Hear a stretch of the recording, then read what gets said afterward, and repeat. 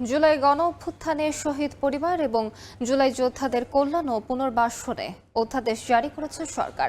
মঙ্গলবার জুলাই গণ অভ্যুত্থানে শহীদ পরিবার এবং জুলাই যোদ্ধাদের কল্যাণ ও পুনর্বাসন অধ্যাদেশ 2025 নামে জারি করা এই অধ্যাদেশে বলা হয়, গণ অভ্যুত্থান চলাকালে শহীদ হয়েছেন এমন ব্যক্তির পরিবারের এক বা একাধিক সদস্য এবং আহত জুলাই যোদ্ধাদের জন্য পুনর্বাসন সহ বিভিন্ন কার্যক্রম গ্রহণ করা হবে।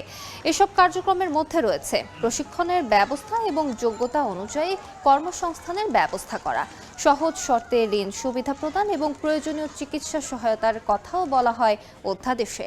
এতে আরও বলা হয়, প্রতারণার মাধ্যমে এই সুযোগ সুবিধা নিলে 2 বছরের কারাদণ্ড এবং অর্থদণ্ডে দণ্ডিত করা হবে।